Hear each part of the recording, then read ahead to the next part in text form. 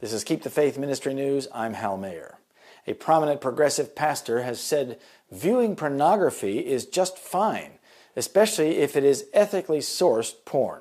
Reverend Nadia Bolz-Weber of the Evangelical Lutheran Church in America, or the ECLA, heads a congregation composed of many LGBT members and which features a minister of fabulousness, according to gay news site outinjersey.net. That website recently released a lengthy interview with the female pastor in which she shared some of her pro-LGBT and pro-pornography opinions. I refuse to pick the low-hanging moral outrage fruit of liberals and conservatives about porn, said the tattooed pastor. Now there are issues of justice and exploitation within the porn industry, no question. But it doesn't mean consumption of pornography should be shamed.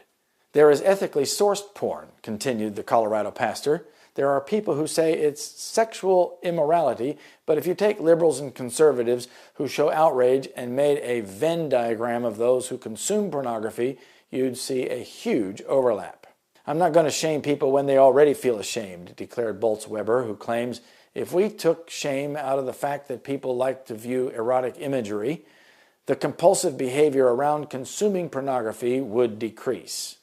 If the teachings of the church are harming people, then we need to rethink those teachings, said Bolz-Weber. The church is saying that the creator of the universe, God in the heavens above, knows if you're masturbating, and God is super disappointed. How ridiculous. That causes harm because these teachings are done in God's name, she said. Reverend Bolz-Weber's soon-to-be-published book is titled Shameless, The Sexual Reformation. She says it calls out harm that's been done to people as a result of what the church has taught them about sex, body, and gender. She explains you can draw a straight line from what people were told in church and the harm in their lives. The book explores that.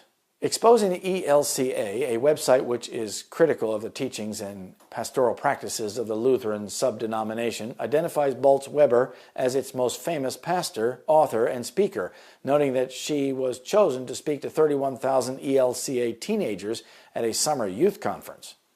This is false teaching, and people need to get out from under their leadership, declares Exposing the ELCA. And things are even going to get worse, continues the report. With the approaching release of Nadia's new book, you can be assured that this is just the beginning of troubling and Bible-defying teaching ELCA leaders and members will consume.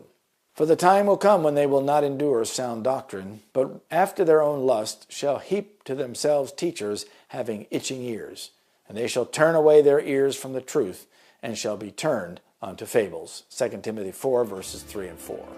This is Keep the Faith Ministry News. Thank you for watching.